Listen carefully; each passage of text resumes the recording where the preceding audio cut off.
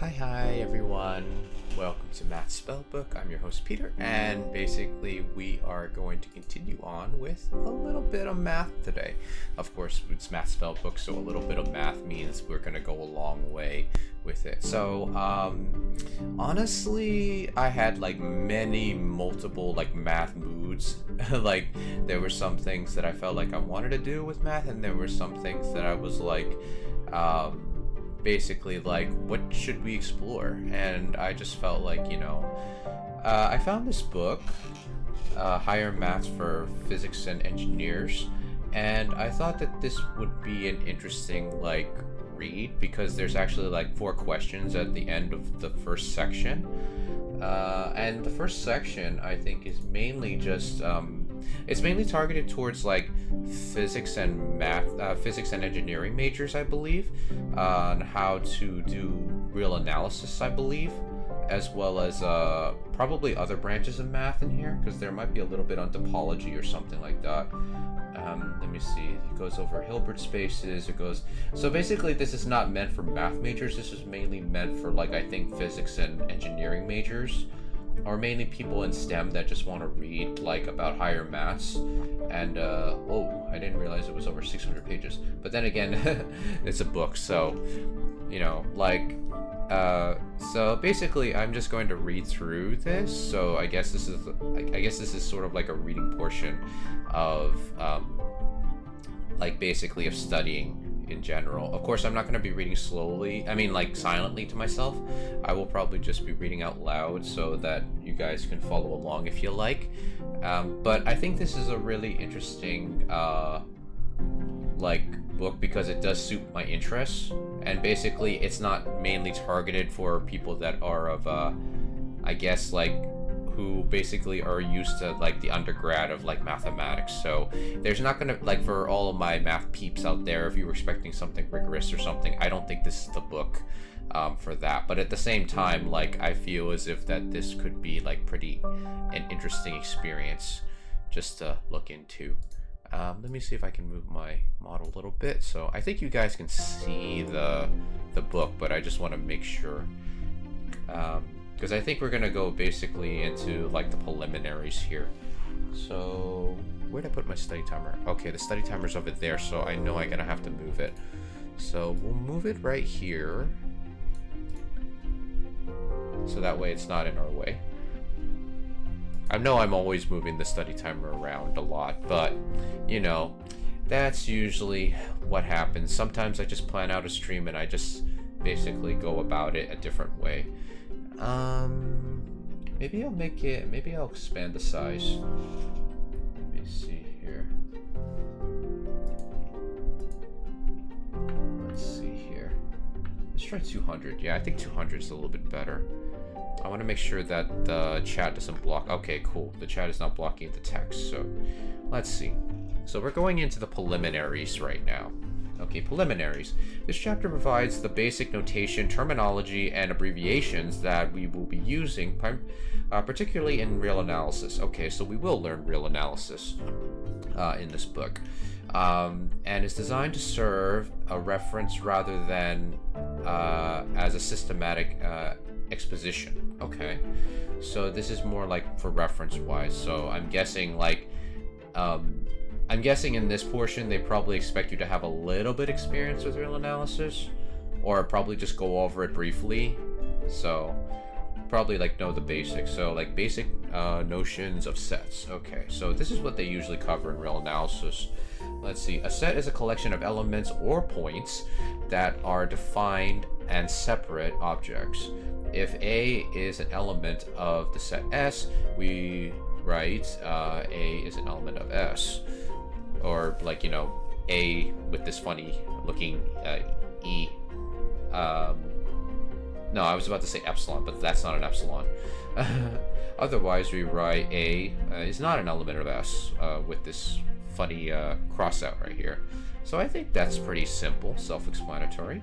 To indicate that A does not belong to S, if a set contains no elements, it is called an empty set and is designated by, I guess, like this 0 with a funny cross. I sometimes write that, like whenever I'm writing like things like I think access codes or like passwords, I would write that just in case, because it could be an O if I read it, like, you know, like when you write post-it notes. Let's see. A set may be defined by listing its elements or by providing a rule that determines which elements belong to it. For example, we can write X is equal to, and I'm guessing these are the elements of set X, which is basically X with a bunch of subscripts. So I'm guessing these are just basically like an infinite amount of elements. Well, technically it's not infinite, but basically it's just an, I guess, like a finite that goes to a big number. So, you know, we don't know what n is, but n is, I guess, sort of like considered infinite in some ways. To indicate that X is a set of n elements, you know, x1, x2, when a set contains a finite or infinite number of elements, it is called a finite or infinite set, depending upon what you're doing. Hey, Mean Machine Rex, what's the best part of your day so far? You were talking faster today. Did you have some coffee? No, I'm just practically reading. I mean, I did had a good workout today. I did exercise like for about, let's see, 16 minutes plus 26. That's around like 86 minutes. Like I did 86 minutes of exercise today, so yeah. I guess I'm just feeling a lot of energy because I basically like did a good workout today. But what's the best part of your day so far, Mean Machine Rex? Let's see. A set X is said to be a subset of Y if every element in X is also an element of Y in Y. This relationship is expressed like this. Okay. So I already know these facts, but it's good to like reiterate them, because for me it's like whenever I take notes, it's really hard for me to focus on what I'm reading and what I'm taking notes on. It's like I'm more focused on the note taking than actually just what the information is telling me. So I thought I would try something different, because usually for me I like to read without taking notes, because I feel like taking notes kind of distracts me a bit, because I'm focused on writing and I guess copying the notes. Well, you're very disciplined. I just had a good dinner. Oh, nice. What you had for dinner? Well, when x is a subset of y and y is a subset of x, the two sets have the same elements and are said to be equal, which is expressed by x is equal to y.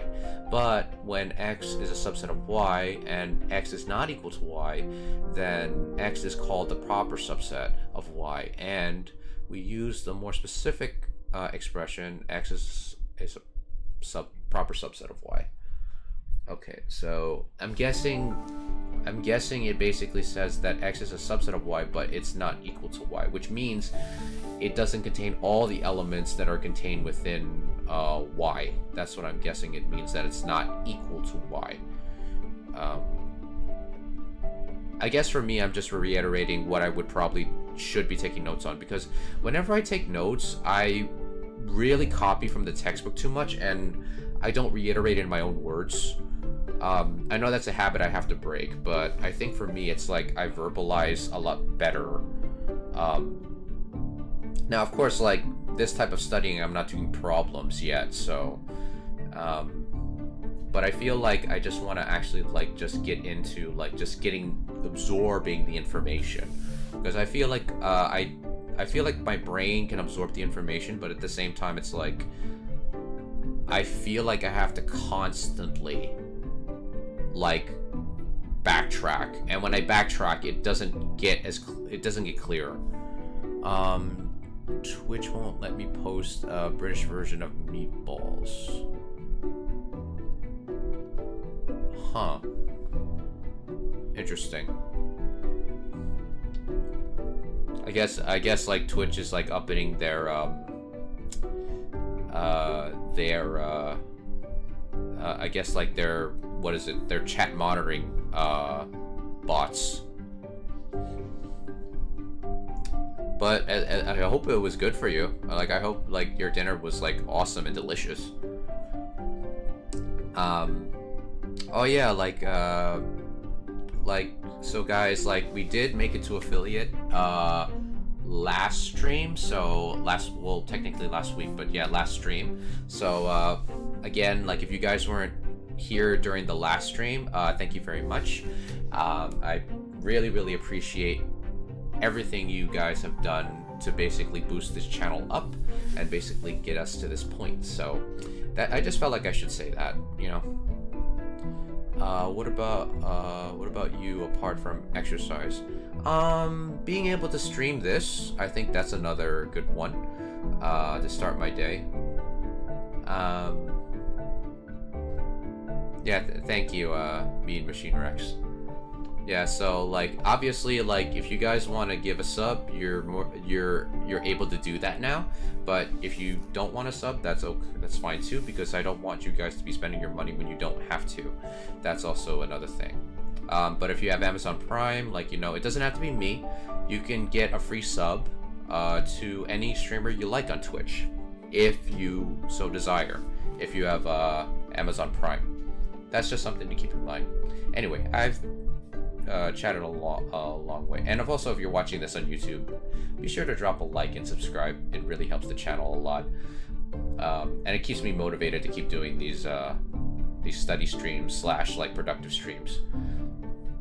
Okay, so the intersection of two sets x and y, denoted by x is an intersection of x and y, consists of elements contained in both x and y. So this is sort of like the and statement, because there's a difference between and or in mathematics. And is basically, it has to be, and both have to be true in that sense. But if it's or, then basically one could be true but the other can't be true, or the first one the first one could be false and the other one can be true, but the statement is still considered true because it's an or statement. But also both can be either true or false, and then basically if they're both false, then they're considered, like, I guess false in a way. Let me think. Yeah, both would be considered false. It's only when it's like false and true, that's when it gets a little muddled.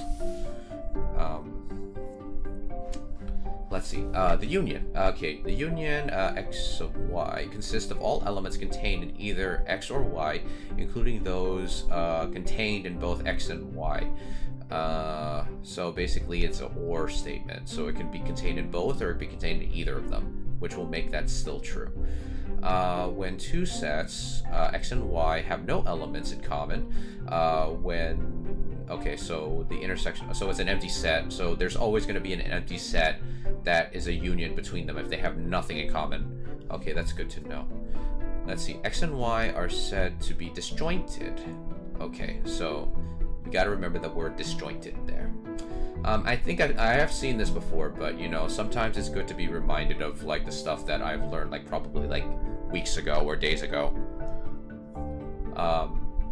For two sets A and B, we define their difference by the set X, such as X is an element of A, and X is not an element of B, and denote it by, okay, so I guess this is like, okay, complementary set. Okay, yeah, I remember this too. Okay, so it's not in B and not B. In particular, if A contains all the sets under discussion, we say that A is a universal set, and A in A but not in B is called a complementary set, or a complement of A. So this would be, okay, so it's good that they show visuals. Visuals are always great, especially for mathematics, because everything is so abstract. But of course there's some things that you can't make visual in math, and I think mostly that's like in like higher levels. Ooh.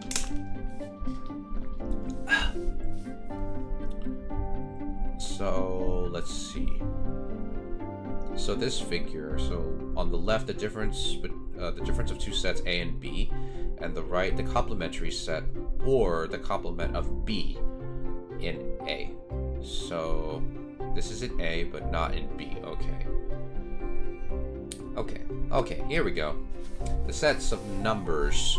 Number sets. Our abbreviation for fundamental number systems are given by, like we've seen these before. Okay, so they make it bold because like I'm so used to different scripts. I'm so used to like I don't know what font they call it, but I'm so used to like not seeing the black bold of the letters.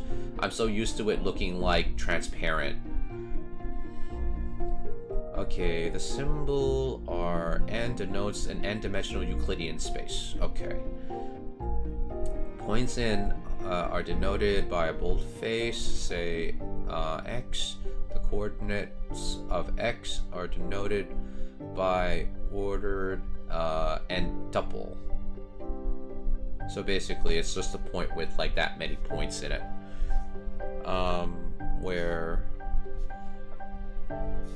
xi is an element of the real numbers.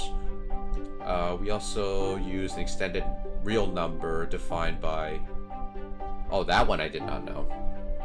So the extended real numbers. So it's the real numbers in union with infinity, negative infinity. Oh, okay. Yeah, I've never heard of the extended real numbers. Interesting. I wonder what part they play in physics.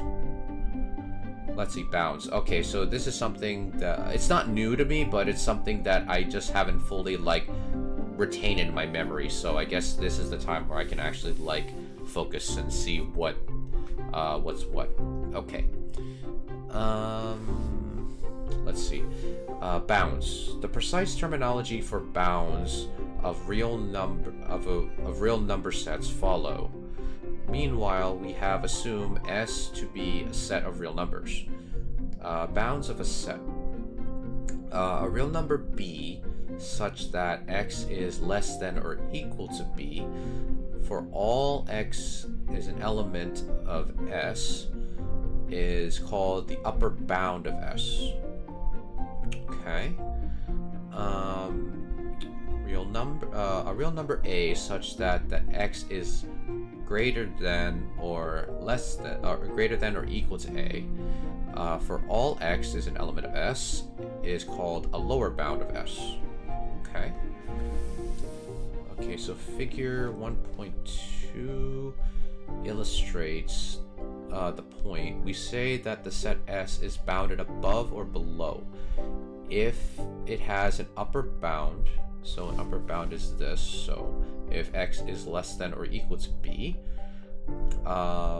if it has an upper bound or a lower bound respectively, in particular when a set B is bounded above and below simultaneously, it is a bounded set. If a set is not bounded, then it is said to be an unbounded set. Okay, so basically a bounded set is when it's bounded above and below. So if it has an upper bound or a lower bound respectively,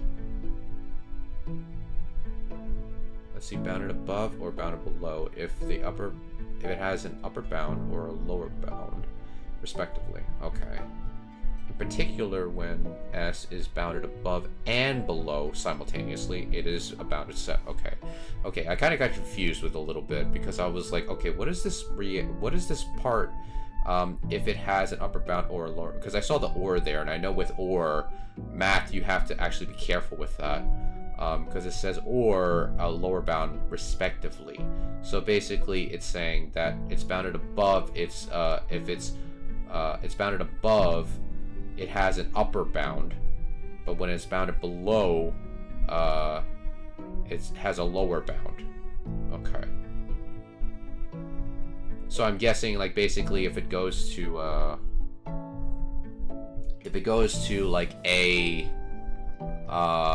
to positive infinity, I'm guessing that means it's bounded below because it has a lower bound but it doesn't have an upper bound. And if it goes from, like, say negative infinity to b, then basically it would be bounded above.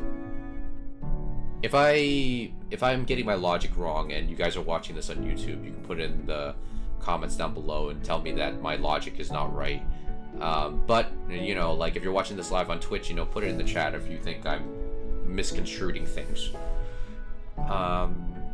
It follows from these definitions that if B is an upper bound of S, okay, any number greater than B will also be an upper bound of S. Okay, so follows from these definitions that if B is an upper bound of S, right, any number greater than B will also be an upper bound of S. Okay. Alright. Thus, it makes sense to seek the smallest among upper bounds.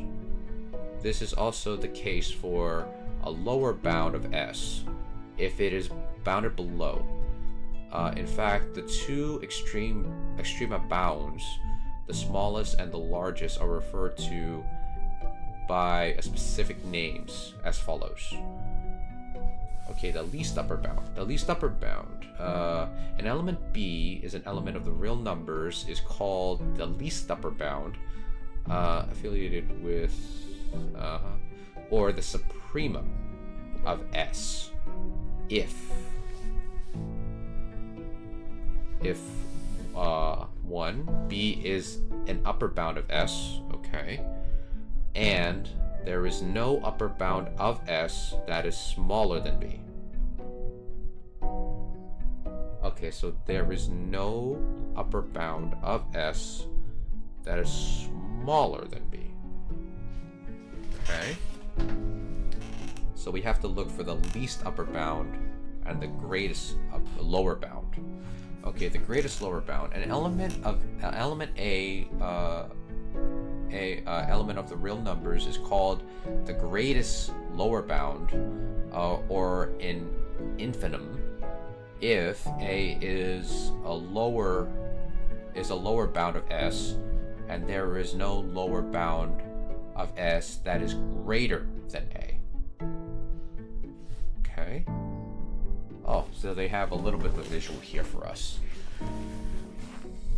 Okay, let's see. In all the figures, oh, this is from the last portion. In all the figures, the points B, A, and B are lower and upper bounds of S, respectively. In particular, the point AG is the greatest lower bound, and the BL is the least upper bound. Okay, so I'm guessing that basically the points are not, the boundaries are not part of this set, so that's why there's like circles here. These are making the boundaries part of it. Only A is part of this boundary, but not B, and A is not part of this boundary, but B is part of this boundary within the set. So I think that's pretty easy. I mean, like, understanding what this is visually. In symbols, the supremum and the infimum of S is denoted respectively. Okay. We must emphasize the fact that the supremum and the infimum of the set S may or may not belong to S. For instance, wait, hold on. We must emphasize the fact that supremum and infimum of the set S may or may not belong to S. For instance, the set S is equal to X such that X is less than 1 has the supremum 1, which does not belong to S. Okay. Nevertheless, particularly when S is finite, we have supremum S is equal to the max X S, and the infimum S is equal to the minimum of S. Okay, I didn't even need to like wonder what max and min are. Like, I'm guessing those are maximums and minimums. Denoted as maximum and minimum. Yep, we were right about that. Ooh, intervals. Time to go back to the days of algebra when we were struggling with those. I mean high school algebra, not higher math algebra. I'm pretty sure people get confused whenever they see like algebra in a high level math textbook. And they're like, oh, all you need is algebra, but then they realize that it's higher level algebra that's proof-based. I end up feeling bad for those people that make that mistake. But it's a common mistake to make. Sorry if you hear like a crinkling sound, guys. I'm just getting a cough drop out of a package. Okay, so intervals. When a set of real numbers is bounded above or below, or both, it is referred to as an interval. There are several classes of intervals as listed below. Okay, we have intervals. Let's see, given a variable x, the set of all values of x such that a is less than or equal to x, while x is less than or equal to b, is a closed interval denoted by, okay, so we remember that.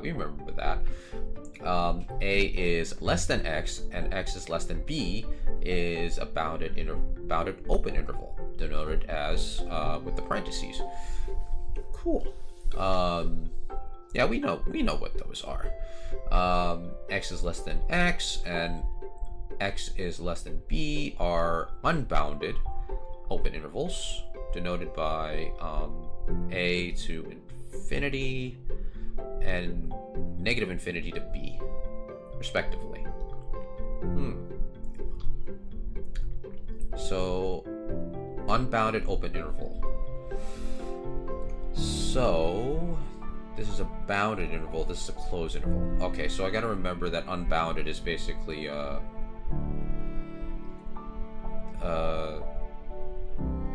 they're like not connected, like written like this. Okay. Sets of points x such that, let's see, a is less than or equal to x, but less than b. A is less than x, while x is less than or equal to b. A is less than or equal to x, and x is less than or equal to b. May be referred to as a semi-closed interval. Semi-closed intervals. See section 1.1.5 for a more rigorous definition. Every interval contains another interval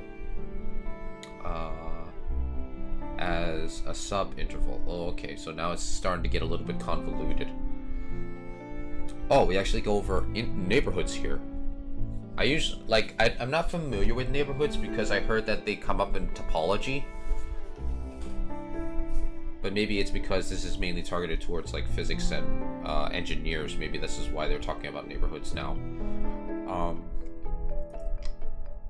Let's see, neighborhood and contact point. The following is a preliminary definition that will be significant in the discussions on continuity and convergent properties of sets and functions. Well, actually, before we get into that, I feel like I have to reiterate what this is, because I read that and I was like, wait, what? Like, I understood up to here, but let me see. The set points X such that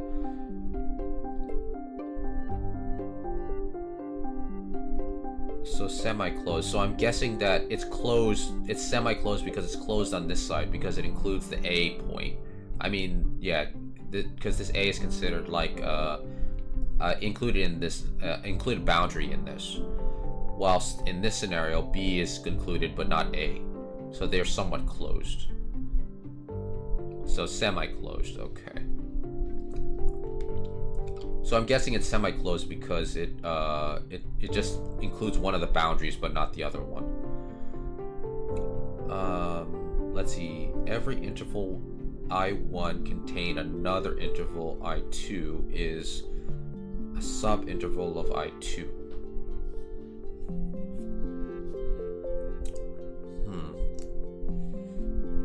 I don't know what they mean by a sub-interval.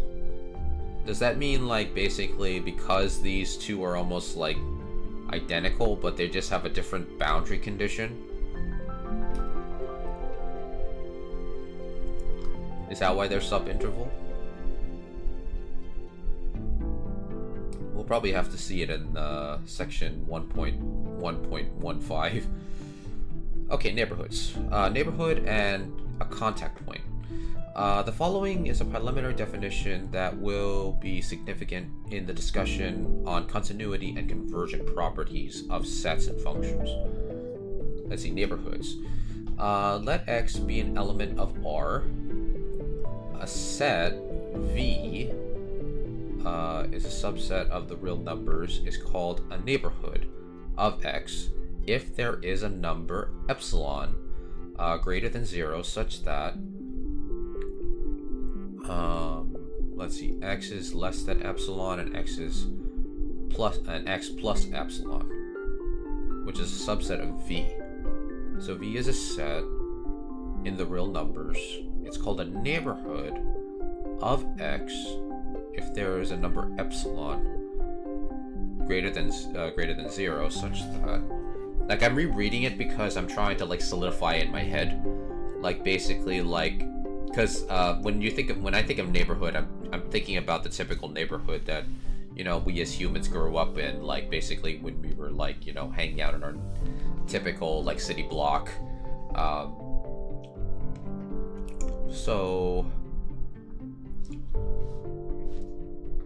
So I'm guessing that this particular, I'm guessing it's a point because it seems like it's just like two coordinates, because it's like X minus epsilon and X plus epsilon. Very interesting. Is a subset of V. Okay, so basically the subset V, which is a subset of the real numbers, is called a neighborhood. So neighborhood of X. So basically V is considered the neighborhood in this case. Huh. So neighborhoods are typically a subset of the real numbers. Very interesting. Very, very interesting. Let's see. In line with the idea of neighborhoods, we introduce the following important concept. See figure 1.3. Oh, here we go. In case A, X is a limit point, thus a contact point. Okay, so let's just read up a contact point first. Let's see, contact points. Assume that a contact point X is an element of the real numbers, and a set S is a subset of the real numbers. Then X is called a contact point of S if and only if every neighborhood of X contains at least one point of S. Well, that was a bit of a mouthful. So assume a point X, which is an element of the real numbers, and a set S is a subset of the real numbers. So these two have no relation to each other yet, right now. Then X is called a contact point of S if and only if every neighborhood of X, which is this, so every neighborhood, so I'm guessing every set involving like this neighborhood property, contains at least one point of S. So basically we have to make sure that this property has at least one point in here. Okay, so contact points are basically where these two would meet, or at least X as far as we are concerned. Okay, oh, there's a remark here. A contact point of S may or may not belong to S. Oh, in contrast, a point X is an element of S is necessarily a contact point. So wait, so a contact point of S may or may not belong to S. So it can basically be not in S, or it could be in S. The only thing is that we have to make sure that every neighborhood of X contains at least one point of S. So we have to make sure that every element in S, let's call it little s, is contained within every one of these guys called a neighborhood within X. That is a little bit of a, I guess, like swirling logic there. Like I'm imagining like a road becoming like as slithery as a snake, trying to like connect those together. Let's see. Obviously, every point of S is a contact point of S. In particular, when S is a single element set given by S is equal to X naught, or a set of X containing X naught, with X naught being an element of the real numbers. Wait, I gotta reread that. So every point of S is a contact point of S, in particular when S is a single element set given by S is equal to the set containing X naught, with X naught being an element of the real numbers. Then X naught is a contact point of S since every neighborhood of X naught contains X naught itself. The collection of all contact points of a set S is called a closure of S, and is denoted by, okay, let's see, a collection of all contact points of a set S is called a closure. Okay, so all the contact points of the set S is contained within like one thing. Okay, so all right, so let's see what we got here. There's a lot of visuals here, which I love visuals in math. Let's see, in case A, which we got here, case A is a limit point, and thus X is a limit point, so we got X is a limit point. X is a limit point, and thus a contact point of S. Okay, so S is right here.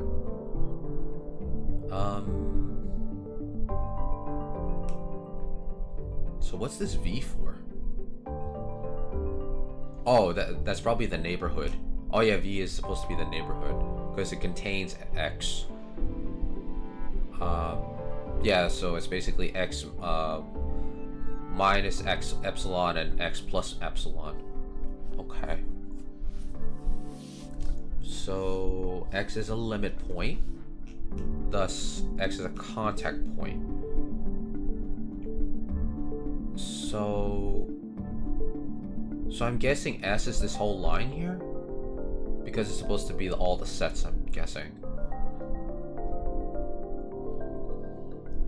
So case B, which is this, X is not a contact point of S. So I'm guessing S is probably this part here.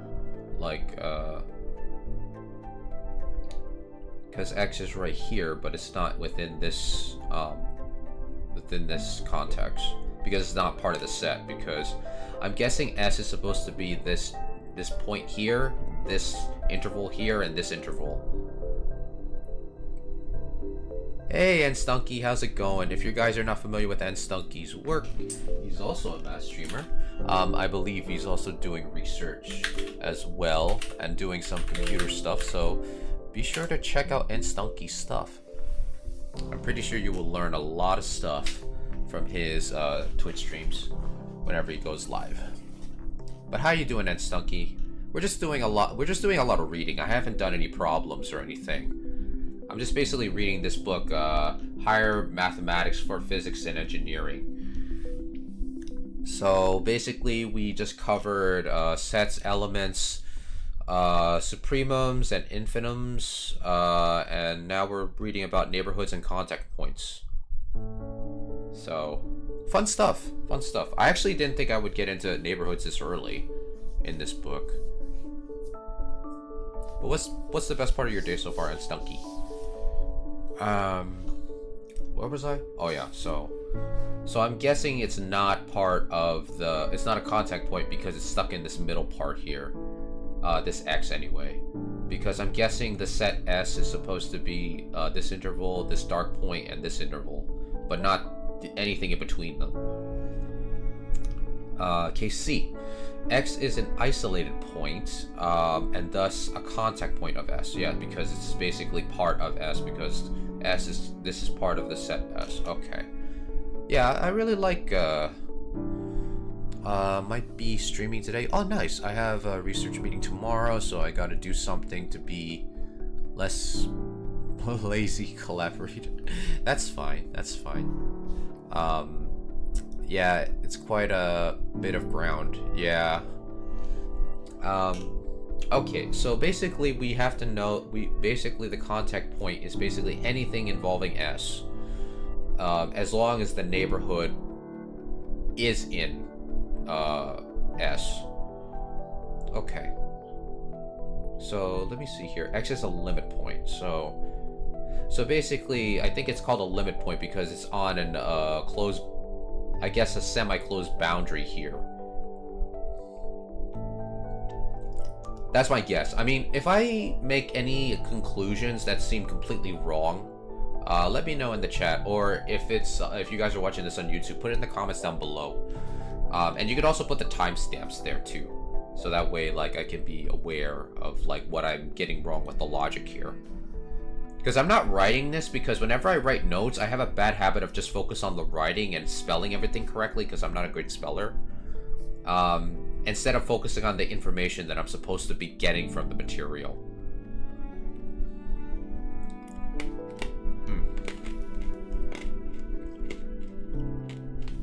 Sorry if you guys hear me like chewing on my cough drop. I'm just basically like just finishing up. Okay, limit points.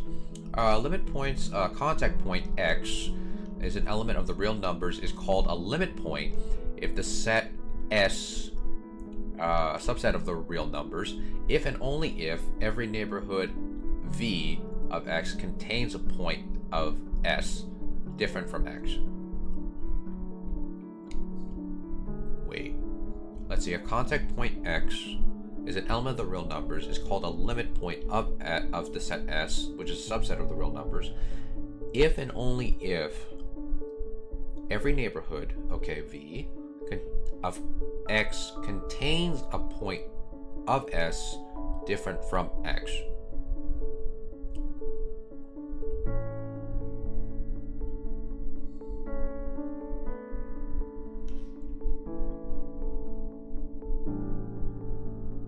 So let's see, I'm trying to think about this last part. If and only if every neighborhood V of X contains a point of S different from X.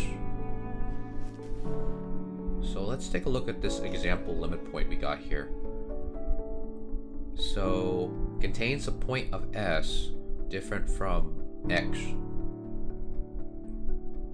Oh, maybe it's because the neighborhood contains like epsilon minus X, so that's this little portion right here. That might be what it is. So let's see about this. So it's not what I was thinking. Because like I thought it was a limit point because it was on this boundary right here. But I guess it's not just that. So basically this X right here, I'm thinking this is a limit point. And this one might be a limit point too. Okay, yeah, because it says X is a limit point. I thought when it said it was a limit point, I was thinking of just this, but I forgot it also has these three here. So I guess it's a limit point because it contains like I guess like X minus epsilon or X plus epsilon. It basically is either going to be both in there or it's going to be one of them is in there. Oh, okay. I had to think about that for a while. That's actually pretty cool. That's pretty cool. Actually, when I think of like mathematical like ideas, it makes me think like you can actually program a machine to think this way. Like, I mean, like it kind of feels like when you program a computer or a program, it feels as if like if you were trying to get them to do a specific parameter of something, like, you know, turn a screw, like a screwdriver or something. Like, I feel like these are the type of things you would say to it in order for it to do the operation you want it to do precisely, like the same effort that a human would employ, like without having to explain it in, like, I guess the human language, if that makes any sense. Okay, isolated points. A contact point X is called an isolated point of S if and only if X has a neighborhood V in which X is the only point belonging to S. Okay, so this is an isolated point. Okay, because it's basically X, but it's the only one that represented of S. Okay, that is not too hard to remember. Actually, I like the way this book like kind of breaks it down. Like,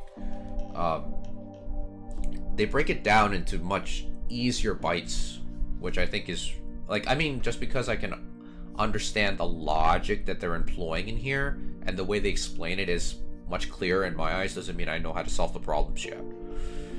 But I'm liking the narration style of this book. Let's see, in plain words, a limit point X is a point such that every interval X minus epsilon X plus epsilon contains an infinite number of points regardless of the smallness of epsilon. A limit point may be referred to as a cluster point or an accumulation point, depending on the context. The symbol S hat is commonly used to denote a set of limit points of S. Okay. Oh, we got examples. Examples. Number 1.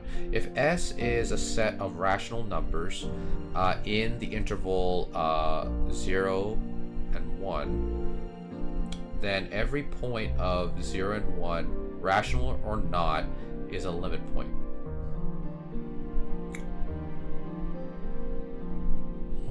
So rational or not. So basically they can be real numbers. So if S is a set of rational numbers in the interval, then every point of 0 and 1, rational or not, is a limit point. So it can contain real numbers. Interesting.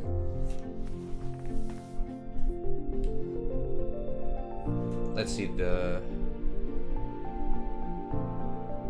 note that they pulled a little fast one on you in that paragraph. By definition, a limit has neighborhoods with one other point, but the white text says infinitely many.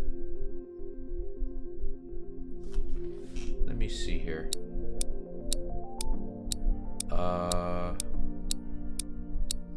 take a look at what paragraph you're referring to. Oh, here we go. I'm guessing it's this paragraph you're talking about in Stunky. In plain words, limit point x is a point such that every interval x minus epsilon and x plus epsilon contains an infinite number of points, regardless of the smallest of epsilon. I'm guessing that's what you're referring to. It could be an exercise coming up. These are in fact equivalent. Which would be equivalent? What are you referring to in Stunky?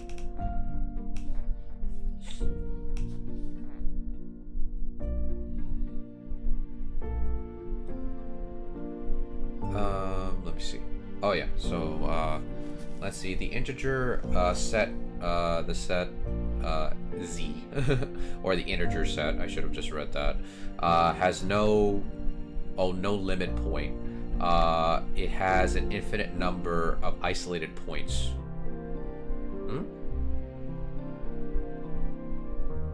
Let's see. S is a set of rational numbers in the interval. Okay. Every point of rational or not is a limit point.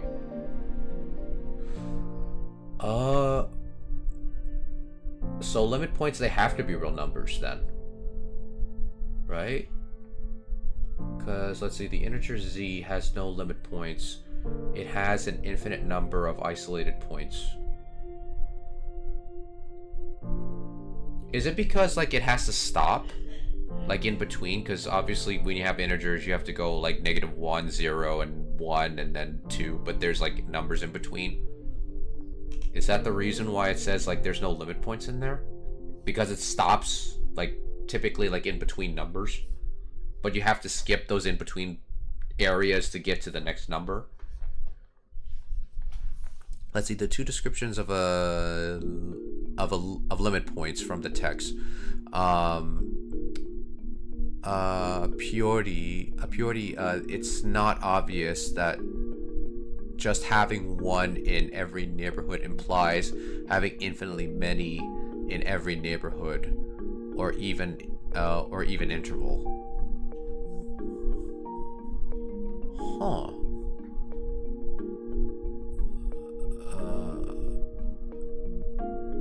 That having one in every neighborhood implies having infinitely many in every neighborhood. So I'm guessing you're probably saying that, oh, it's break time. I didn't, yeah, I don't know why my OBS, like you guys probably hear the buzzer, but I don't hear it. But, you know, that's fine. Like, you know, at least it gets me studying a little bit more, and I probably have to increase my study time.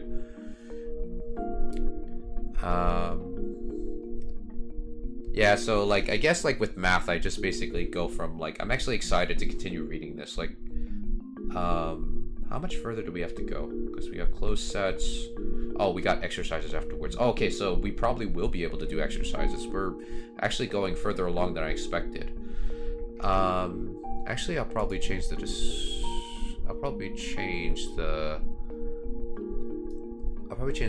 title. Because originally I thought I was gonna do the math game that we did last week, but I'm just getting so enraptured with this book. So this higher mathematics for physics and engineering. Read and hopefully problems. Done. Hehe, brick break, brick break, right? Let's see, the origin is a limit point. So actually let's reflect on limit points here, because so basically it says that if S is a set of rational numbers in the interval from 0 to 1, then every point of 0 to 1, rational or not, is a limit point of S. And S is supposed to be a set of rational numbers. Now, In the next one, they basically say the integer set has no limit points. It has an infinite number of isolated points. So let's see what isolated points is. A contact point X is called an isolated point of S if and only if X has a neighborhood V in which X is the only point belonging to S.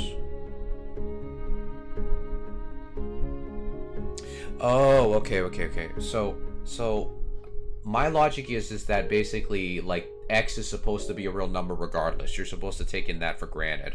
That's why it's basically every single point is considered a isolated point, because there's no interval concerning those points in between the integers.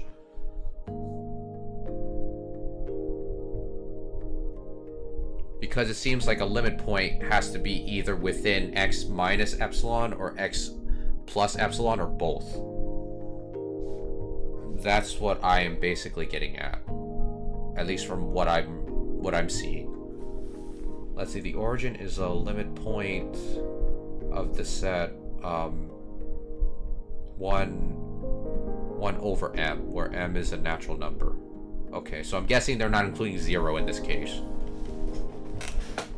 I'm guessing in this book they don't make 0 a natural number. They're making it an integer or a whole number.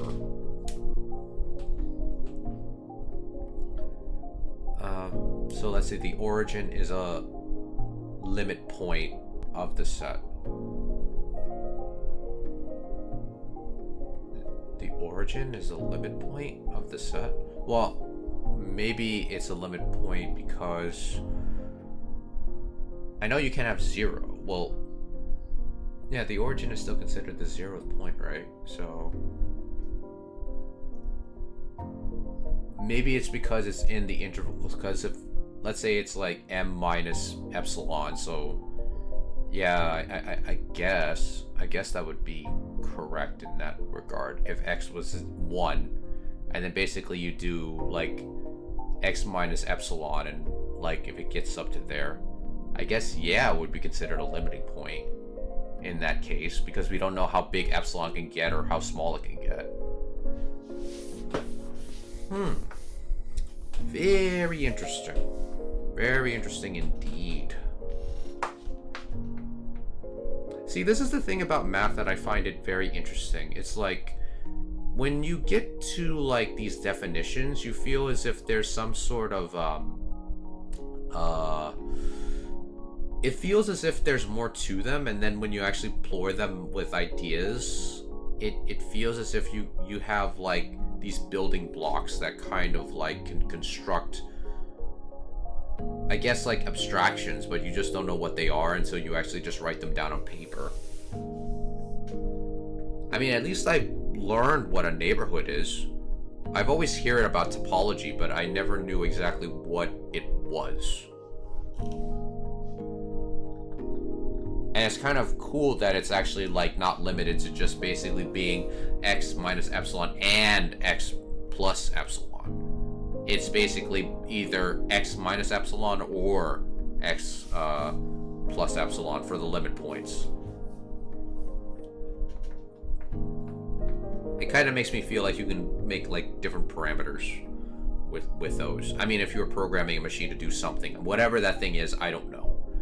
But it feels as if like with like this type of like notation, I guess like with math, it's sort of like you can program parameters to certain like machines. And of course, if you guys are watching this on YouTube, you know, drop a like, drop a comment down below, and don't forget to subscribe if you can. And also, like, we did hit affiliate, guys, so reminder, if you would like to follow, if you'd like to basically drop a sub, because now we can do that, you can do that now. Do it if you want to. You don't have to. Like, you know, if you're just watching us for the first time, just drop a follow. It's free. You know, and also, like, if you have an Amazon Prime account, you know, like, you can also sub to your favorite streamers for free for 1 month. Doesn't have to be me. It could be like any streamers that you follow on Twitch. Just to let you guys know, because some people forget about that.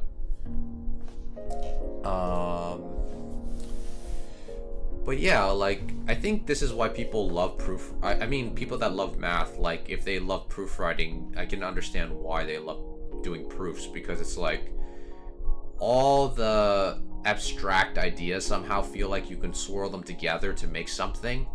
And I think that's the thing that mathematicians probably really, really love doing. It's like, you're constructing things, like, literally out of nothing, but then they came from just ideas alone.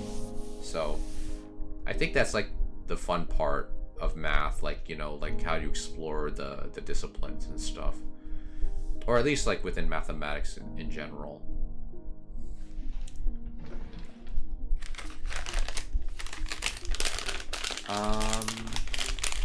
Let me see here, because I like over the weekend I actually got like, there's this Udemy instructor that I love watching. Oh, we got an unwanted guest.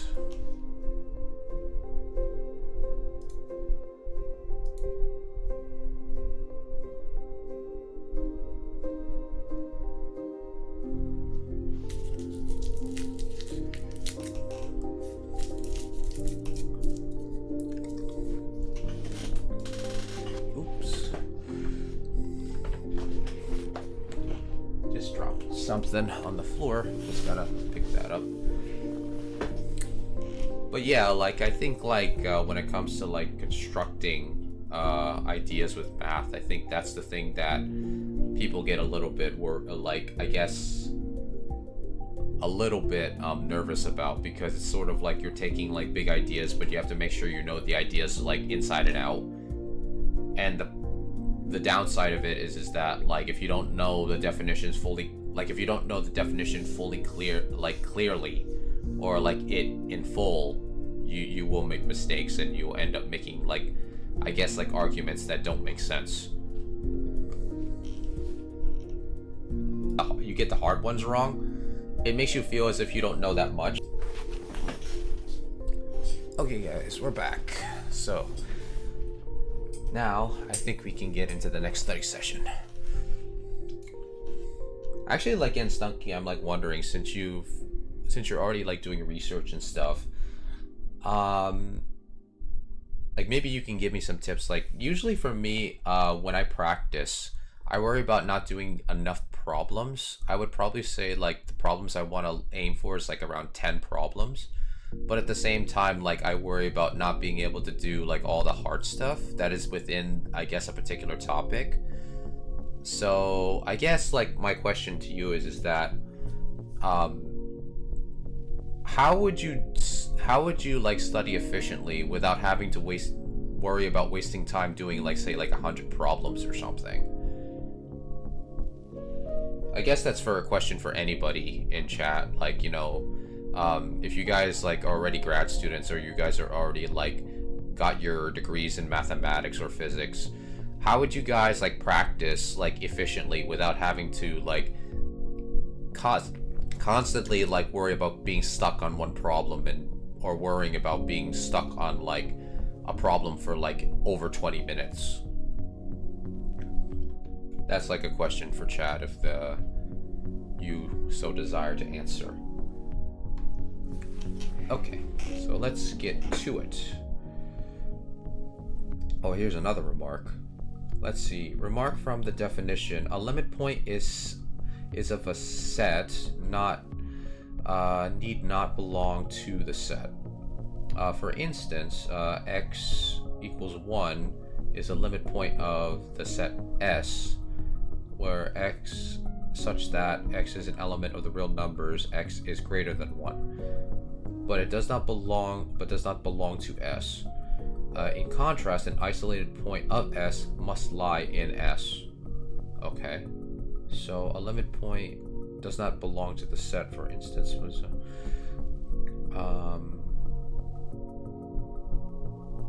So this is what I do, not actually advice I would give, but for me, I do problems until my primary emotion goes from frustration to boredom. Okay.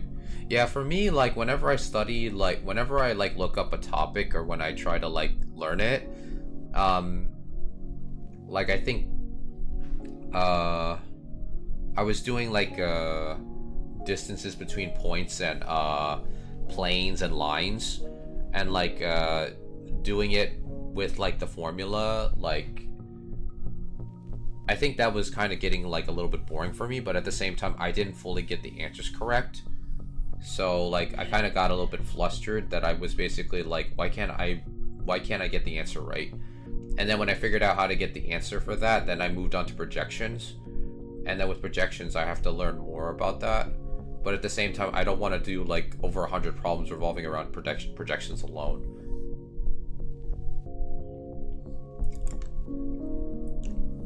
But I get what you mean. I get what you mean. Sometimes when I read a subject, if it doesn't engage my interest or it doesn't engage me with this lesson, I'm like, okay, I probably should like try to learn something that will keep me engaged. Like for me, it's like I want to learn about Stokes' theorem, but I kind of feel like I feel like I want to like just learn like the basic stuff that you have to learn as a preliminary for it, but only do like probably 5 or 2 problems involving those things, and then get to actually what Stokes' theorem is and what it covers. But of course I know like that might not be enough. Let's see, limit points. Limit points are further divided into 2 classes. A limit point X is a set of a set S is called an interior point of S. If and only if X has a neighborhood V, which is a subset of S, otherwise is called a boundary point of S. Let's see, figure 4 is a systematic illustration of the difference between interior and boundary points. Okay, all 4 points are limit points of S. Among them, B and C are interior points, whereas A and D are boundary points. Okay, let's see, limit points are further divided into 2 classes. Limit point X of a set S is called an interior point. Let's see, the limit point is called an interior point of S if and only if X has a neighborhood V, which is a subset of S. Otherwise, it's called a boundary point of S. Okay. So I think, like, to reiterate what this is saying is that, let's see. If it's an interior point, then basically if it's a neighborhood, so let's say if it's like B, for example, then if X is B, and this is still considered in S, let's see, the interior point, basically, like B is in the interior, and then if that's X, then basically epsilon of S, no, X minus epsilon and X plus epsilon, they're both in S, which makes it an interior point. I mean, that's how I'm building it up in my head. And let's see, otherwise it's called a boundary point of S, which is basically A and D. Hello, Goofy the Ultimate. What's the best part of your day so far? Yeah, I'm very result agnostic. It's really about my comfort more than anything. Details can be worked out when I actually want to do something. Right. Like for me, it's like I'm trying to build the wheel. I basically like study. Like I basically study the things that I need to in order to get to like the topic I want to get to. But then when it comes to the details, I don't pay attention to the details as much, which I probably should, but at the same time I don't. It's like I just need to learn this one bit of code. It's like I just want to put this code to solve my problem, and that's it. I don't care what it means in the long run or the implications. Physics? Okay, cool. What part of physics did you learn? Or did you read about? Because I mean, so far we're just like reading for this study stream. We're probably about to hit the problem soon. Astrophysics. Nice, nice. What was the facts that you were learning from astrophysics? Please do tell. Please do tell. Closed and open sets. Closed and open sets are defined in terms of the concepts of contact points and closure. Okay, so contact point. I want to go back to the definition of that so I can get that. Okay, assume a point X is an element of the real numbers and the set S is a subset of the real numbers. Then X is called a contact point of S if and only if every neighborhood of S is contained at least one point of S.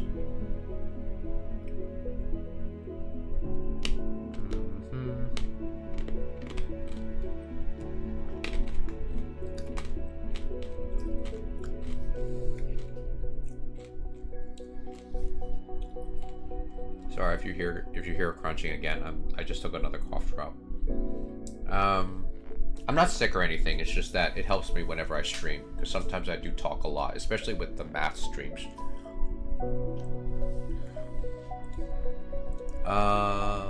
Let's see. Closed and open sets are defined in terms of the concepts of contact points and closure.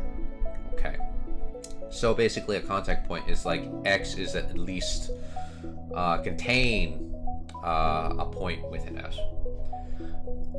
Recall that closure of S, denoted by is a set of all contact points of S, which is a union of two sets, all limit and all isolated points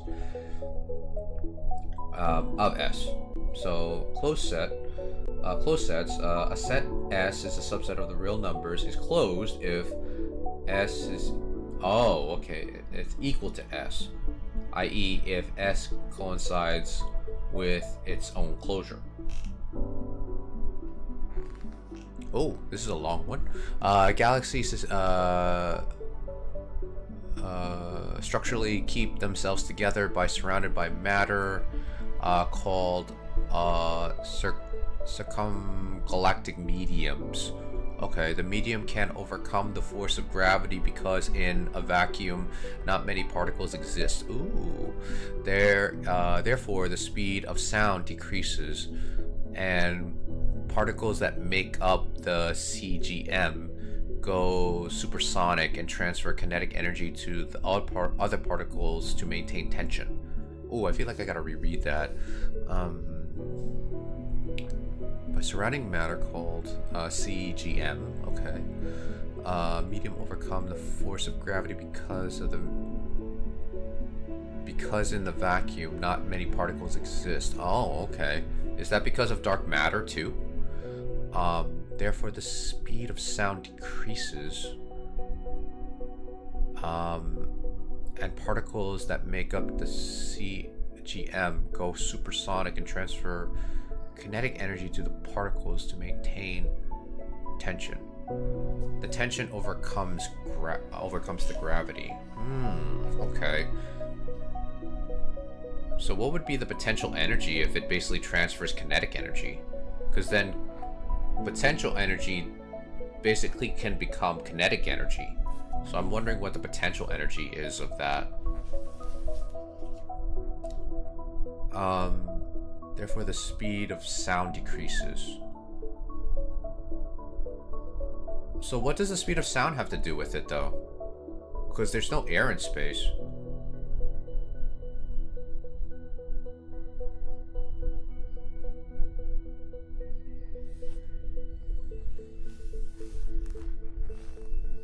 Or am I just not interpreting the way that as I should? Okay, so basically it's closed when basically I guess all contact points of S is equal to S. Okay, open sets. A set S, a subset of the real numbers, is open if S consists entirely of its interior points. I couldn't even say the word. And has no boundary points. Wait, no boundary points. Does that mean it goes on to infinity? Is that what it means?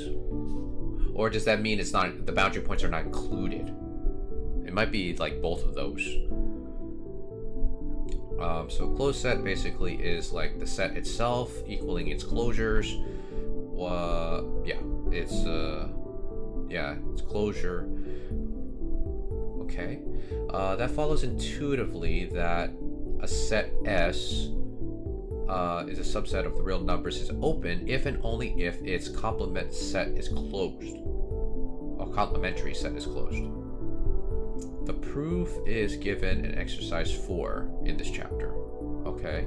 Note that the condition that the closure of S is not equal to S is inconclusive as to the matter of S is open or not open or not. Okay.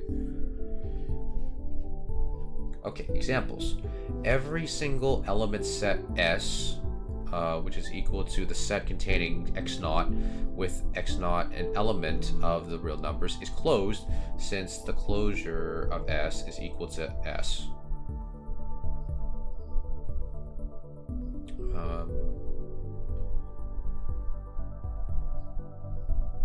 So basically it equals the set S, set x0, and then with x0. So basically it contains like x0, so I think that's why it equals. Every set consists of a finite number of points is closed. Okay. For any real number x, the set of the real numbers, but not including x, the set containing x is open since the set containing x is closed. So this is okay. So basically, there's there's no boundary because the set of real numbers. And this is closed. So basically, like, it's open because it's okay, for any real number x, the set. Okay, that makes sense. Okay, so we're almost to the exercises, guys. We're almost to the home stretch. The intervals. So I'm guessing this is closed and this is semi-closed because it has like infinity, but it could be like, wait, hold on. Are all closed? Oh, they're all closed. Okay. Which is proven by considering their closure. Their closures. Oh, okay. I have to learn more about closure, actually. That way I can better understand it. The interval is neither open or closed. In fact, it is not closed since it excludes its boundary point, B. And it's not open since it contains the boundary point A. Okay, so this type of scenario, if it's not infinity, then basically it's gonna be it's not gonna be either of them. Oh, okay, Goofy, what did you type? Speed of sound, or the sound of the longitudinal waves, therefore it requires a medium to travel energy transfer. Though in a vacuum, if particles exist, particles do not have to physically touch in order to transfer kinetic energy. They transfer energy by their charges repelling each other, which transfers energy. The reason the speed of sound is involved is because particles need to go fast enough in order to repel more particles by covering more distance. Interesting. So let's see, the speed of sound or sound is longitudinal wave. Okay. So basically it's not really sound, it's just basically like, I guess, like the waves of a particular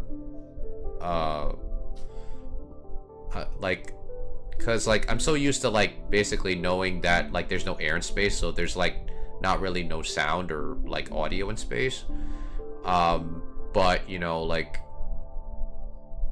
I'm thinking that sound is sort of like a way of like categorizing like another phenomenon that happens in space. Or am I just completely wrong and it's actually really is sound that we're familiar with on Earth? Requires a medium to travel. So I'm guessing the sound is sort of like the medium, like not like an ether, but sort of like just like a kind of like a medium it travels through, like within the vacuum. Does not have to be physical, so they don't have to physically touch to transfer energy. They transfer energy by their charges repelling each other. Okay, so if they're like charges, they repel. The reason the speed of sound is involved is because particles need to go fast enough in order to repel more particles by covering more distance. Also, since few particles exist, energy is less dissipated as less particles are oscillating from the energy and sharing it. Whereas in the medium, where not many particles exist, each particle near the supersonic particle will transfer energy by dissipation more. Common misconception: the speed of sound is, yes, the speed of sound. However, not every medium travels at the same speed of sound. Really, you should be thinking of the speed of sound as particles reaching past Mach 1. Oh, okay. Yeah, see, this is why I think you guys are much smarter than me.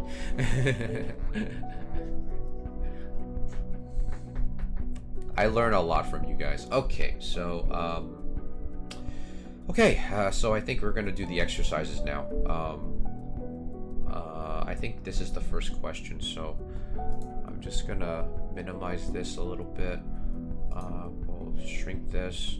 I don't want to scroll down too much because I think it's gonna show the solutions underneath, which is something I don't want. So we're just gonna minimize this. And then we're gonna stretch this. Okay. So we're finally gonna do some problems now. So let's see. 1, give the supremum and infimum of, oops,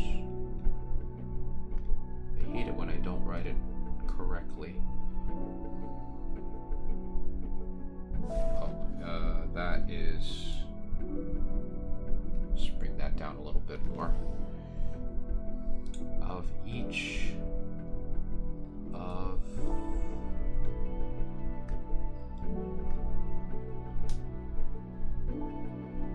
following sets. Okay, so number 1, S is equal to X such that 0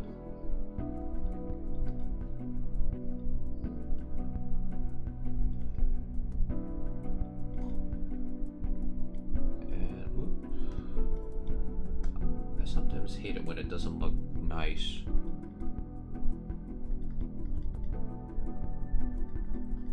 Is the rational numbers less than 2.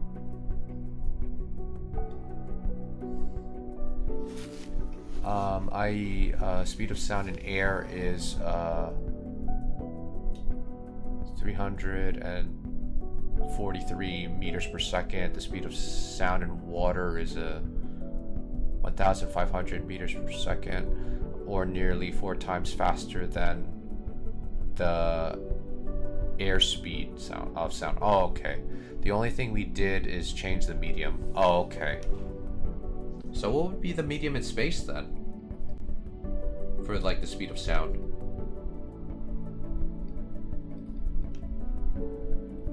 Because then we have water and we have air.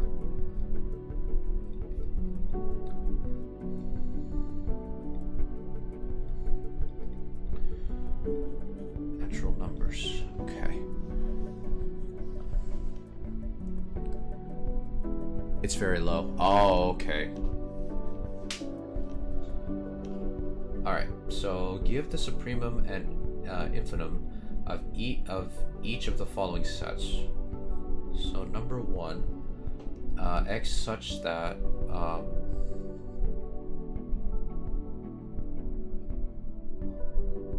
CGM. Oh, okay. I think you wrote down what that stands for. Let me just go back up and see what it was. Where is it? There it is. The circumgalactic mediums. Okay.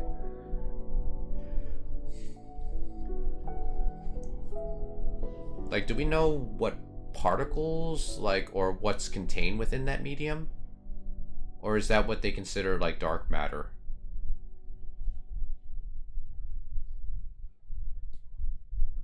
Let's see here. So the supremum of S. Oops, forgot to put the S there.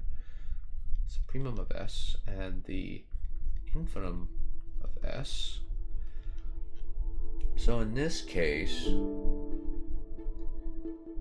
if I remember correctly, the supremum is the lower upper bound, and the infimum is the greatest lower bound, right?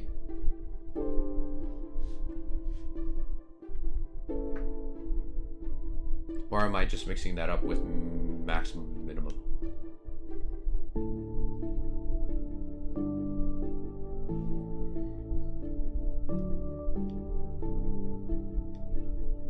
Yeah, because it includes these. I don't know if this book has answers or solution. Oh, it does, like, underneath the question, but hopefully I just want to make sure that I'm just, like, answering it with a little bit of thought, so that way I can actually say that my brain did put in the effort to, like, learn it. The speed of sound in a vacuum is 0 meters per second. Oh, okay. And the speed of sound in the CGM depends on the galaxy. Oh, okay. I see. That's really interesting. I did not know that. The more you know, right? Actually, Goofy the Ultimate, are you in our Discord server? That's why I cannot give a concrete answer. That's fair. That's fair. No? Okay. You should join our Discord server. Like, that way we can, like, talk about, like, astrophysics. See what the next things you discover. It's very intriguing, actually. I'm sort of into, like, astrophysics. I mean, I love, like, theoretical physics, but at the same time, like, astrophysics is also a part of that. Actually, like, for me, I want to get into cosmology. Even though I don't know that much about, like, you know, astronomy yet. I probably should learn more about astronomy.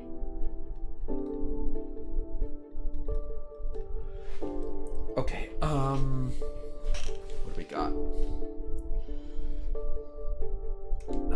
So x such that x is an element of the rational numbers, and x squared is less than 2.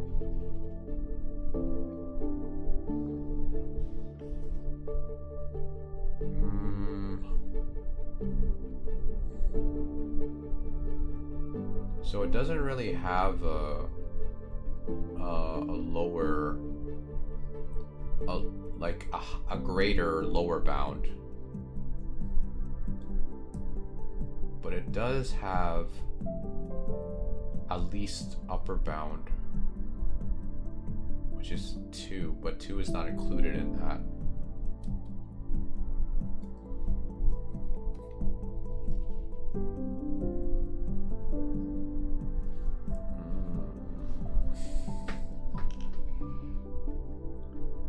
Are hard to answer though, or they were difficult to explain. I mean, that's fair. Like, sometimes, like, the more you get into the details, the less you'd be able to explain it. Oh, my model keeps bopping up and down. I probably will turn my model off because I'm like, oh my god, like, it's bopping up and down. That's the thing I don't like about my model sometimes. It doesn't stay in place whenever I'm looking down. Okay, so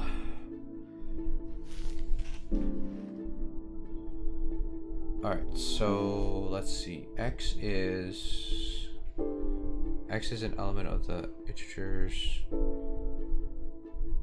So is this negative infinity? And then the supremum is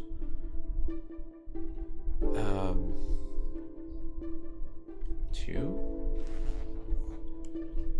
I mean, that's what it feels like, but I could be completely off with that one. Dang, like, I don't know why I write F's like so curvy.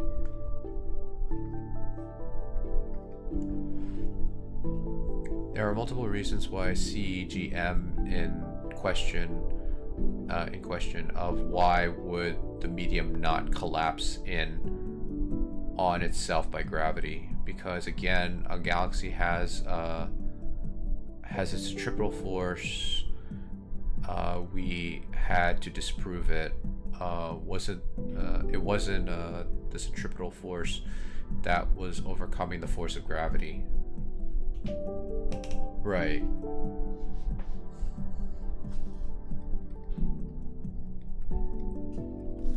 And then they have to question, like, exactly what was it that kept the galaxies together.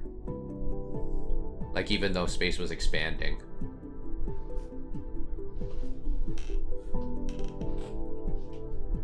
So there were multiple reasons why, and it was just hard to disprove.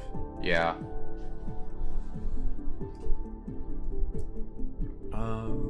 Let's see what we got here. So x such that x is equal to 3 plus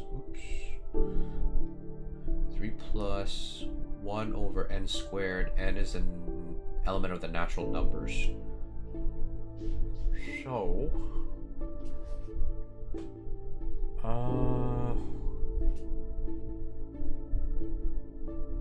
because you can't go to 0 with this, and you do 1 plus. So go 1, 2, 3, 4, 5.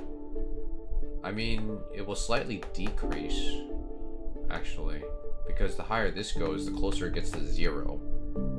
So basically, I'm thinking that its supremum is going to be, like, if you have 1 here, yeah, if you have 1, then 1 over 1, that's 1, and then plus, that's 4. So I'm guessing its supremum is going to be 4, but then when you add more numbers to it, then it's just going to continue on and on until it goes to 0, which makes this so I'm guessing that this is going to turn out to be 3, because this is just going to keep going to 0. So x can only be either 4 or 3 in this case, so it's going to be like all the numbers in between them.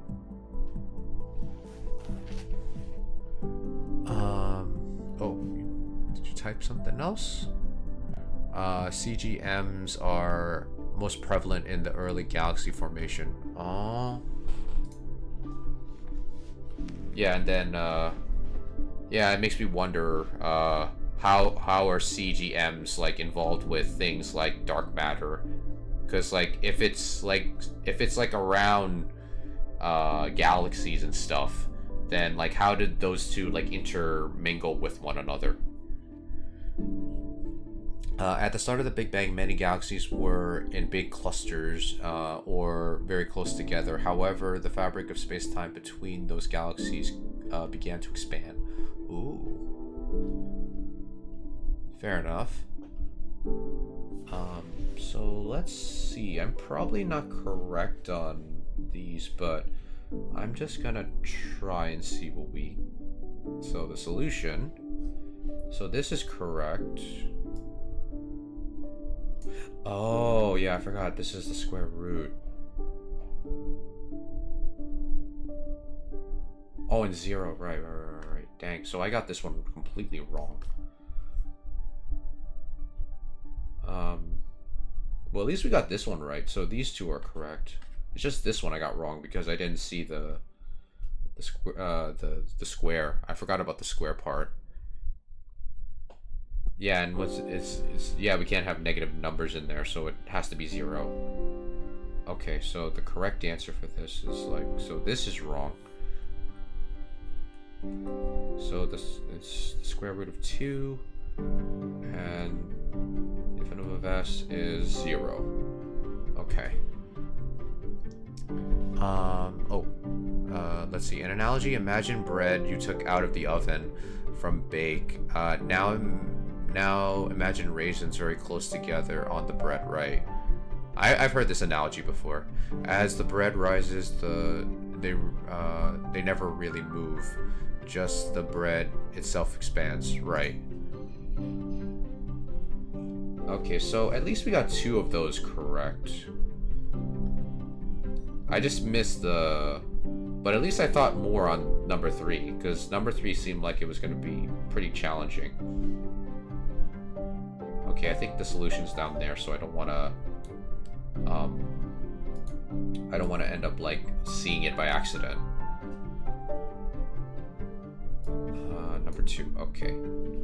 So we got number 2. Suppose S to be any of the intervals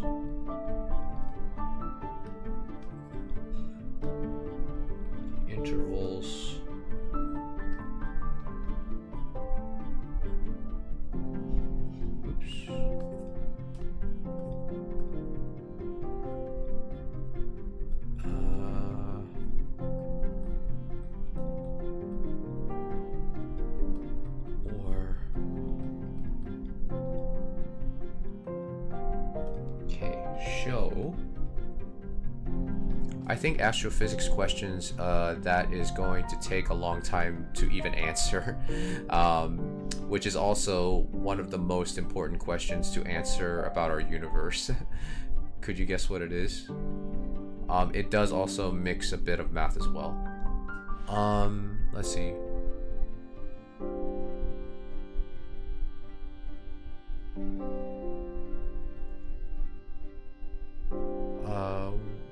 Which is the important... Oh, I mean, I'm pretty sure there's like a lot of them. There's like a lot of questions involved. Well, if it's astrophysics, I'm not sure what the most important question is in that particular field. Wait, show... I'm guessing, yeah, it says show that the supremum of B of S is equal to B, and the... So this is a proof-based question, I think.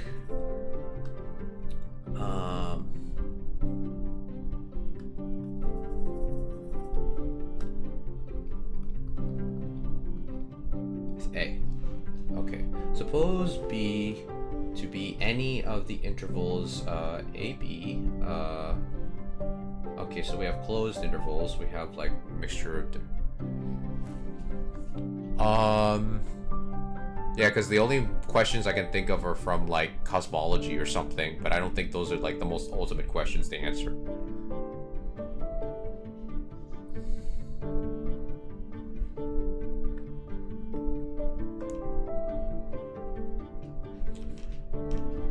Okay, so we have to prove, like, the supremum of B is equal to... What is the shape of our universe? Oh, okay. Yeah, I know about that question, but I didn't know it was the one that mostly astrophysicists it's like their number 1 priority.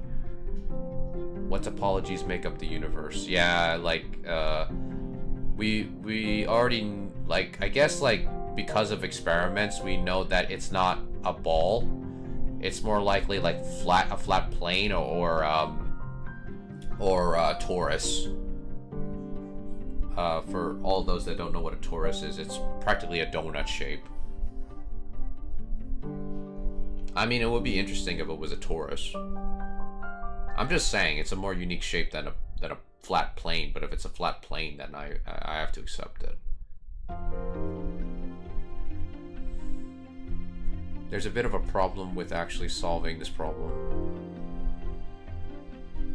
I bet, because it's a big question. Not to mention, we only know what we observe. in the universe, and what we observe is like not even like probably like 1% of what the universe is actually is.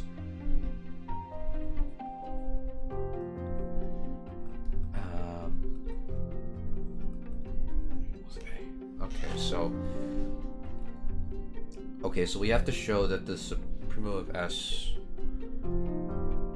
So I think we have to go back to the definition of what a supremum and an infimum is. Intervals greatest. Here we go. An element B is called the least upper bound or supremum if. Okay, so for supremum, it has to fulfill the conditions.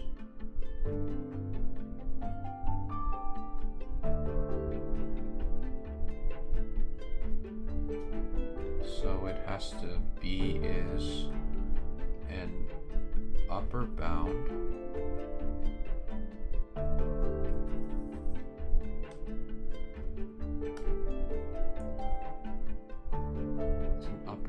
of S, and 2, it has to be there is no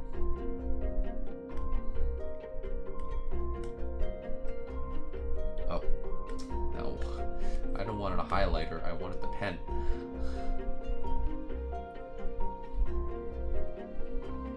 Upper bound of S that is smaller than B. Hey Storm, how are you doing? What's the best part of your day so far? We're doing this book that I found called Higher Maths for Physics and Engineers.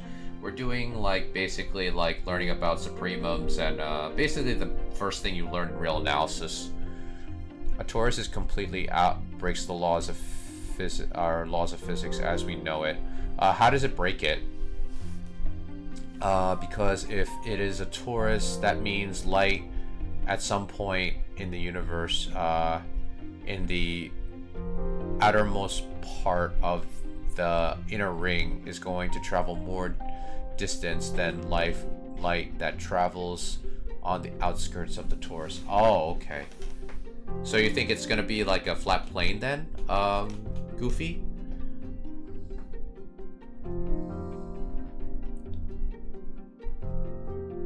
Like actually, what's your what do you think it's gonna be? Like the shape, or do you think it's just gonna be like a shape that we just don't comprehend? You don't know? That's fair. That's fair. It's actually good to admit when you don't know something.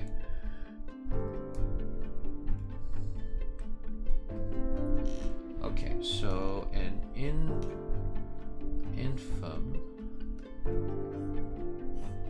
So A is a lower bound of S, which is 1, 2. There is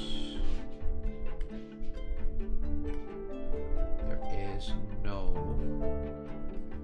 lower bound of S than that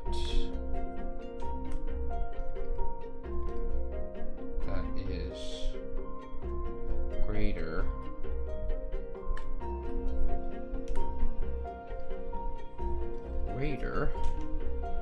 than A.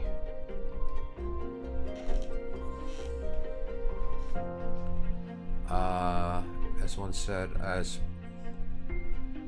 said that with mathematics, and also applies to physics, mathematics is not yet ripe enough to answer such questions. Right. I mean, like, Goofy, do you believe that basically, like, the universe is mathematically consistent, or do you think that math is just something we invent just to answer the questions that we can't answer right now?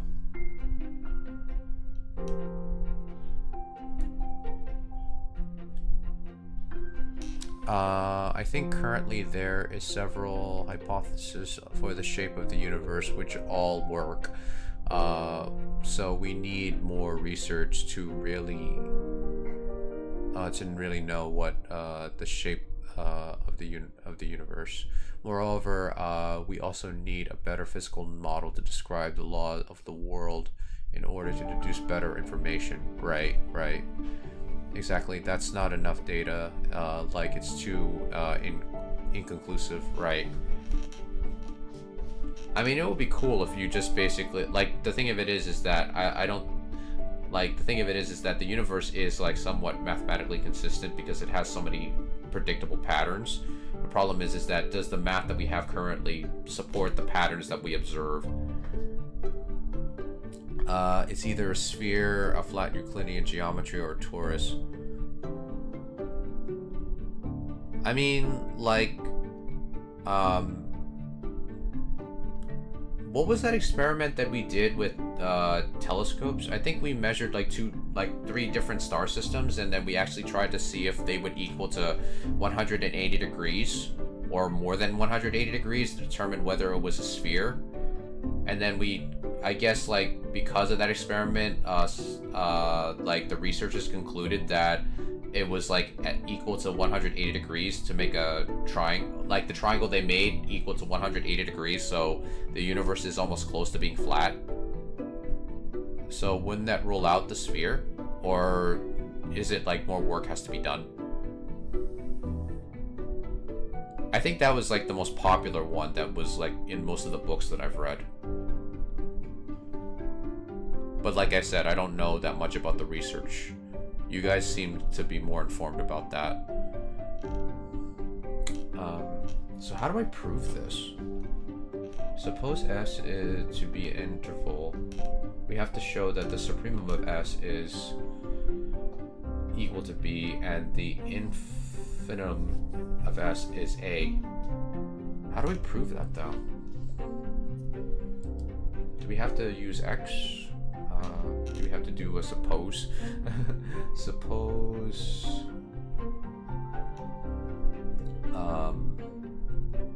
supremum of S is equal to X and the infinitum of S is equal to Y. With X and Y being elements of the real numbers.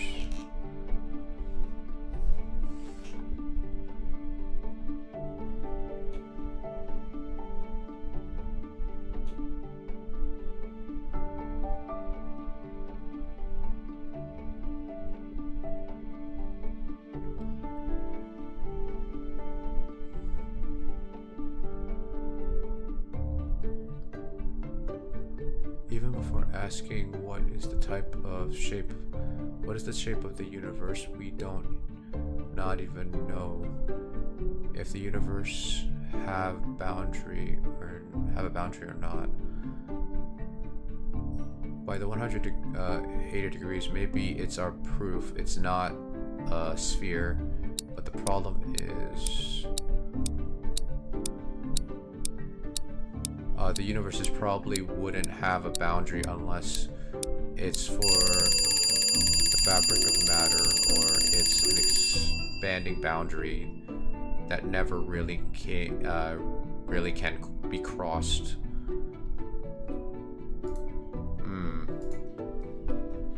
Right. Yeah.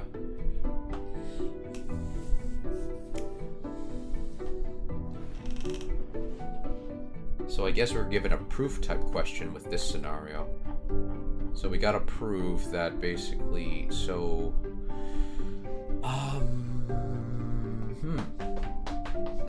So...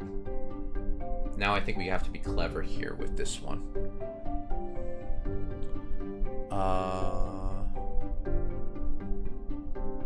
Is not exactly the same thing as being infinite.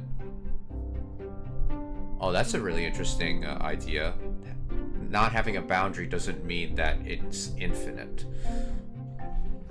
That sounds like a good quote. That sounds like a good quote storm. Another problem is mathematically, how will we know we have gone far enough? How do we know that we aren't by any observer's point of view on a 2D flat space, however, being some finitely far would be finally prove it's above 180 degrees. Yeah, because I haven't really, like, I'm just basically saying from what I've read in books, but I don't have the actual research paper. I don't even know how many experiments have been done on that particular type of experiment, actually. Because I do know that basically from that experiment, there was like several pictures taken of, I guess, like what we can see in the universe. And from one corner of the universe to the other, they basically used a typological map, I think, to basically calculate, to basically see like how much of the angle is equal to like 180 degrees. And if it was, I believe it was more, if it was more than 180 degrees, then it would be probably the universe would be close to being a sphere. Whilst if it was less than 180 degrees, it would be like a saddle or like a Pringle chip. Whilst if it was 180 degrees, then it would be or like close to 180 degrees, like probably like really, really close. I think it would be concluded that the universe is practically flat. I mean, that's what I've read, but, you know, like I said, I haven't done full hardcore research on it.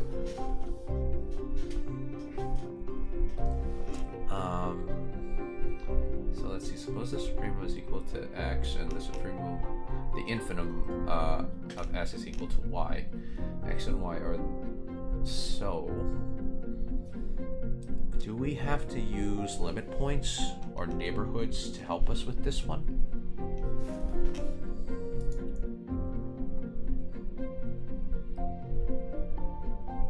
Let's see, contact points.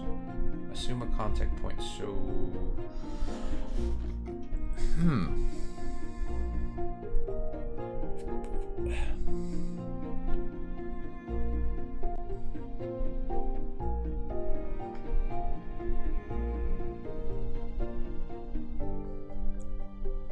So the greatest lower bound, A, let's see, A is a lower bound of S. There is no lower bound of S that is greater than A. For supremum, B is an upper bound of S. There is no upper bound of S that is smaller than B. Huh. So what's above here? Okay, bounds of sets. Let's see, a real number B such that is the upper bound, and this is the lower bound.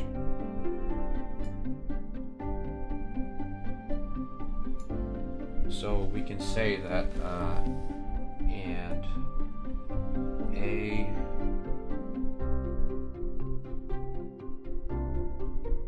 is an element of S, and A is an element of the real numbers,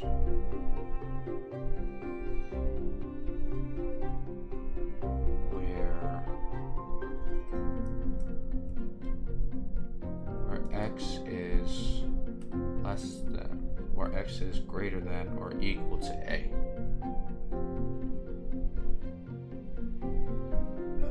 And B is an element of S. B is an element of the real numbers. I probably am being repetitive writing it down because it seems like it's an obvious dirt, but I feel like I should just write it out.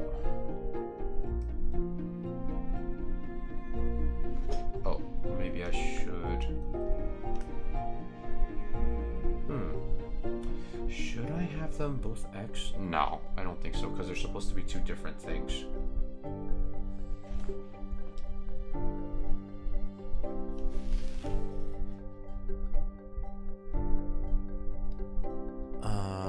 Let's here. Wow, you guys are like typing a lot here.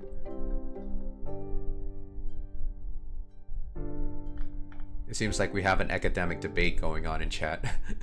As long as you guys are being nice to each other and just reading each other's comments like with an open mind and not insulting each other, I'm okay with it. Let's see, a torus would break the laws of physics as firstly, we know that the speed of light is constant. If a torus says that the inner ring where light is traveling through more distance than the outskirts of the torus, then that means the speed of light would technically not be constant, and that would also mean that the fabric is being warped if the speed isn't changing. Wouldn't make sense, as an expansion is a constant number as well. Yeah, because at the same time, like, the thing of it is that we don't even know if the constants are actually constant also, which is really crazy to me, because I think like there's some sort of boundary condition where it's like they're constant for us now when we do calculations, and it's much easier for us to do that, but we don't know, like, if it's like if we go like within a certain boundary, that's when the constants don't become constants anymore. They actually like deviate. So like a good question also would be like, are the fundamental constants in physics actually really constant, or are they only constant for a certain parameter? I think that's also a good question to ask. Let's see, if the good theory is the M theory, the universe would have 11 dimensions, but in other theories there's 26. Doesn't M theory kind of like take the theory that involves 26 dimensions and somehow like what's a good word, like somehow condenses it so it doesn't give 26 dimensions anymore? Because I remember M theory is a combination of all the string theories that were like considered like, I guess, quote unquote different string theories, but then they were all united under one framework. So well, we are missing information, but I have hope that in several years we'll find a good theory. Yeah, I mean, Storm, what is your take on like M theory or string theory in general, since you stated that out actually? Because I know some people either hate it or some people really are defenders of it. I mean, I actually got into physics because of string theory, but at the same time, like, I've kind of let myself like accept the fact that maybe it might not be the theory that, you know, I guess most string theorists would like to publicize it is. But at the same time, like, if it is proven right, then I'll be like, cool. But if it's not, then I'll be like, cool. You know, what's the thing that we have to look for then? You know? Let's see. Atomic clocks aren't specific enough. Yeah, oh yeah, I saw a video about nuclear clocks. I forgot the name of the YouTuber that was talking about it. Anyway, pray quantum computers with their 1 million qubits can answer these trivial questions. I think it will. I think they will. Especially with AI also being accompanied with it. The constant speed of light is not probably here. The real problem comes on the axiom that took by Einstein, where he supposed that the speed of light is a maximum and do not depend on the referential, but maybe it's not true. We do not know. Yeah, that's also true. Also that too, M theory combines 5 theories of 10 dimensions, I think. I forgot to mention it's not possible to go past the speed of light, as it will require infinite energy. Right. I also heard about that as well. String theory created a knot in my head. Yeah, well, it does involve knot theory too. For me, M theory is the more elegant way to describe the world. Oh, okay, so you are a string theory enthusiast. Actually, like, the reason why I wanted to learn physics and mathematics was because of like string theory and stuff, because I actually think it would be cool to play with those equations. Just play with them, you know. That's the reason why we call our math spell book. But then again, like, you know, I am not a professor, I am not a graduate student, I'm just a normal person. I mean, obviously professors and scholars are normal people too, but I am not deep into the research, unfortunately. I don't have the the moxie for that privilege. I had to do topology in order to understand string theory. Yeah, yeah, and knot theory. Yeah. More than just basic topology. It's algebraic topology and K theory, right? Knot theory made me go loops. Nice joke there, Goofy. Yeah, I love how you guys are basically engaging in this conversation. It's like really cool. I mean, I'm pretty sure you guys are far ahead of me when it comes to like this stuff. I think this stuff for you guys is like, oh, we learned this like a while ago, or we did a little bit of looking around and those things. But for me, I'm not up at that level, unfortunately.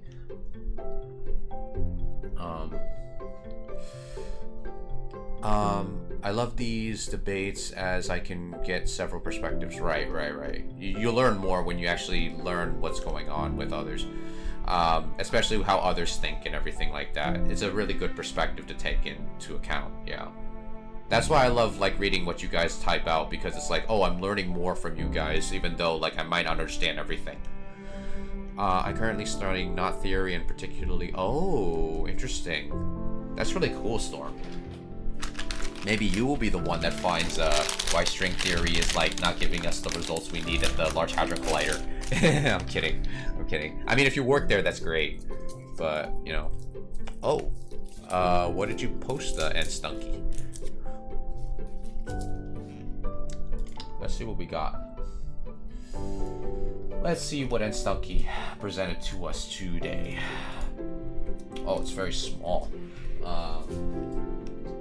Let me see if I can make it slightly bigger. Martian Supreme Council. My fellow Martians of the Supreme Council, we have a problem. The people of Earth have become too scientifically advanced. If we continue the progress at this rate, if they continue to progress at this rate, they will soon threaten our Martian civilization. We have decided to send Agent to Earth disguised as a human. He will infiltrate the ranks of the scientific community. Enormous. Good luck. Godspeed. For Dr. Witten, what does the M stand for? Oh, this is funny. I love this. This is really funny. Thank you, Nstunky, for posting that. Actually, like, I'm really grateful for you guys. Like, because, like, you know, obviously I'm so glad that you guys don't troll, like, with the link privileges, because I leave the links up because, like, I mean, your ability to post links up, because, like, I know you guys will probably send me stuff that will probably help me in the problems I'm solving, but I'm so glad that you guys haven't posted stuff that would probably, like, make stream, like, become a nightmare. So I'm really grateful to you guys for not doing that. You guys are so nice. But it is just for a course, but my study of research is complex. Oh, okay. I never did any of the knot stuff, but I was doing around the time when the connection with the torus knots was discovered. Oh, that's cool. Yeah, it seems like you guys are like on the pinnacle of research. Okay, let's turn off the study timer, and I'll just turn my model back on. Wow, like, you guys have basically, like, gave us, like, a lot of info. I mean, I feel like I learned more from, like, what you guys talk about in chat, but at the same time, I do feel bad that I don't do enough problems. But, like, you guys, like, basically blowing my mind with the amount of facts you know and the amount of, like, data you have are giving in the chat. I feel as if, wow, it makes the universe much more beautiful in my eyes, and it makes me more motivated to learn, like, this stuff, like, off stream as well as on stream. Let's see.